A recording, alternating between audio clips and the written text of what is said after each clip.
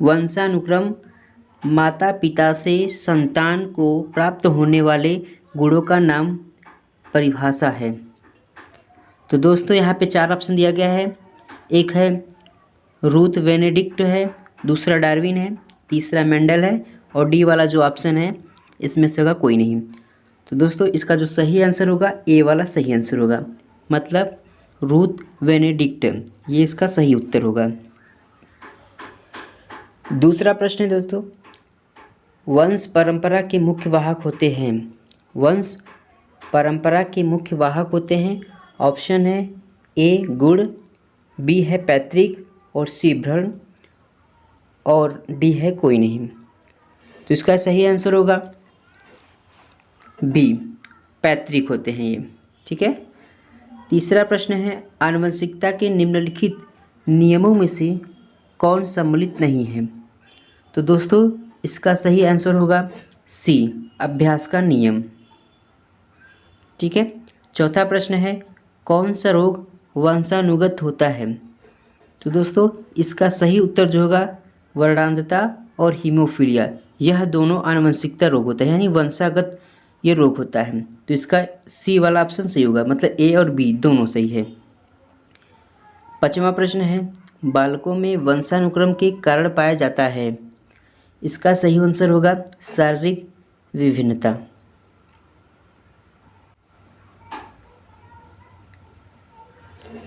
छठवां प्रश्न है कि बाह्य वातावरण के अंतर्गत निम्न में से कौन सी परिस्थिति आती है।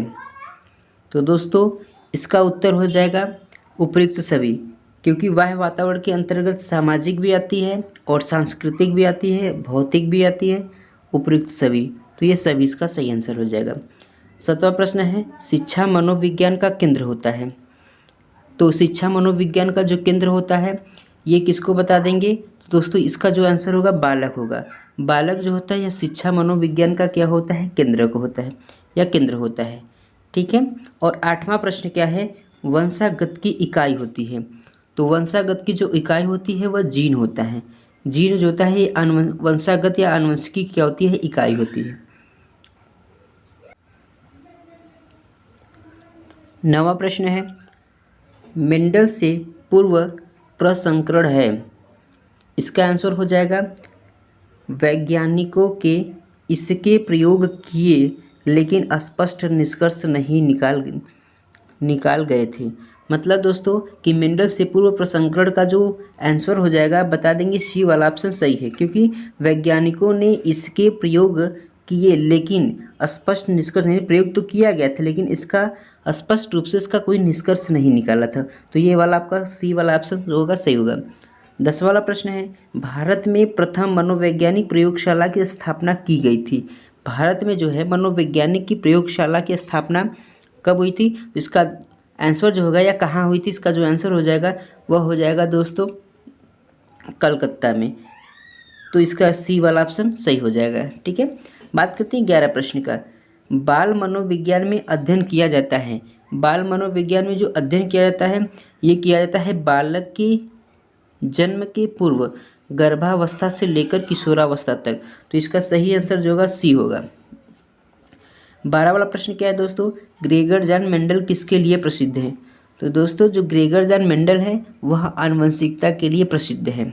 आनुवंशिकता के लिए या आनुवंशिकी के लिए क्या है पसंद, क्योंकि मेंडल ने अपने सिद्धांतों में वो 3 नियम बताए थे, प्रभाविता का नियम बताए थे, पृथक्करण का नियम बताए थे और स्वतंत्र अभ्युहन का नियम बताए थे। यानी ये किस लिए प्रसिद्ध है, तो ग्रेगर जॉन मेंडल आनुवंशिकी के लिए क्या है प्रसिद्ध है।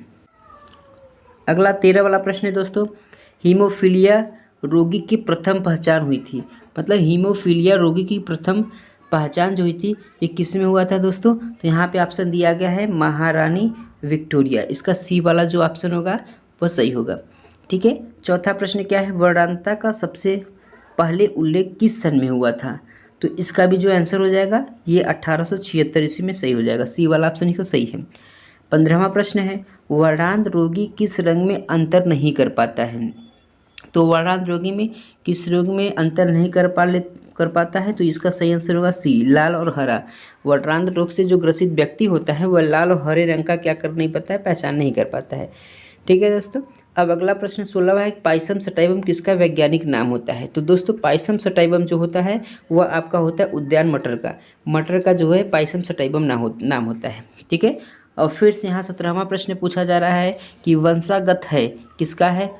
तो यहाँ पे जो ऑप्शन दिया गया है चार्ट, जैसे अर्जित है, आपका जन्मजात हो गया, और सी वाला ऑप्शन अधिगम हो गया, और डी वाला जो ऑप्शन हो जाएगा वह क्रियाशीलता हो जाएगा।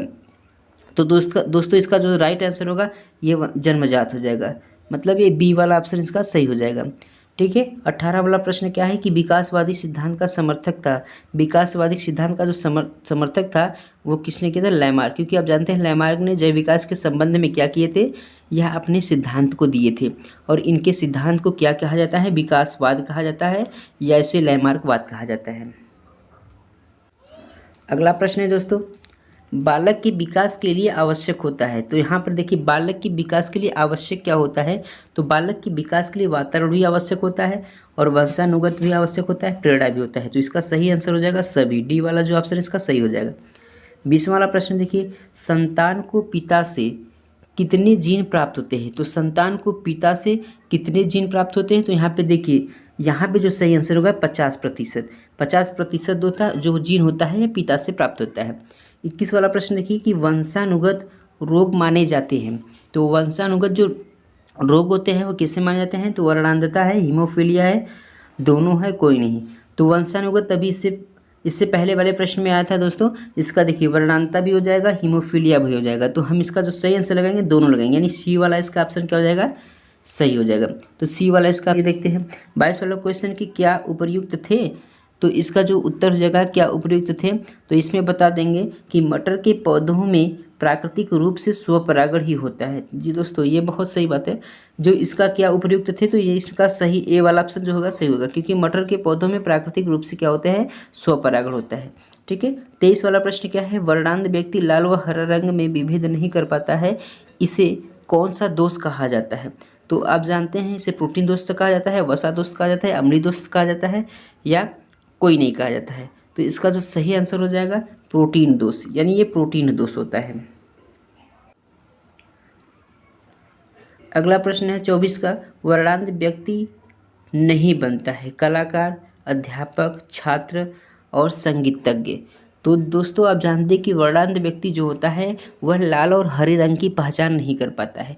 तो जब वह लाल और हरे रंग की पहचान नहीं कर पाएगा तो आप जानते हैं कलाकार वो नहीं बन सकता, क्योंकि कलाकार में अगर पेंटिंग वगैरह करना होता है तो वो कर नहीं पाएगा, इसलिए वह कलाकार नहीं बन सकता है। ठीक है। अब बात करते हैं 25 वाला प्रश्न। तो यहाँ पे दिया गया है मेंडल का संबंध होता है। तो मेंडल का संबंध अब कहाँ से? जर्मनी से, फ्रांस से है, कि ऑस्ट्रेलिया से, कि अमेरिका से?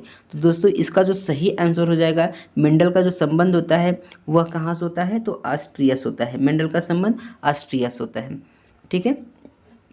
अब बात करते हैं 26 वाला प्रश्न कि कौन मनोवैज्ञानिक वंशानुक्रम को अधिक महत्व देते हैं? ऐसे मतलब कौन सा मनोवैज्ञानिक जो वंशानुक्रम को अधिक महत्व देते हैं? तो इसका सही आंसर जो हो जाएगा ये जैविकी हो जाएगा। ठीक है दोस्तों। 27 वाला प्रश्न क्या है कि व्यवहार के रचना तंत्र का निर्माण होता है। व्यवहार के रचना तंत्र का निर्माण होता है, और इसका दोस्तों सही उत्तर हो जाएगा वंशानुगत हो जाएगा। 28 वाला प्रश्न क्या है कि व्यक्ति का व्यवहार निर्धारित होता है, किससे होता है? तो व्यक्ति का जो निर्धारित होता है वह आपका हो जाएगा सभी से, यानी वंशानुगत से होता है, वातावरण से भी होता है, अधिगम से भी होता है, सभी से। यानी ये सही वाला जो डी वाला ऑप्शन है ये सही हो जाएगा आपका। अगला प्रश्न है दोस्तों 29 वाला कि वंशानुगत सिद्धांत का बीज रूप प्राप्त होता है। तो इसका दोस्तों सही उत्तर जो हो जाएगा अरस्तु। अरस्तु इसका सही आंसर हो जाएगा। लास्ट प्रश्न है इसका 30 वाला कि मेंडल का वंशानुगत सिद्धांत प्रकाशित हुई थी, कब प्रकाशित हुई थी?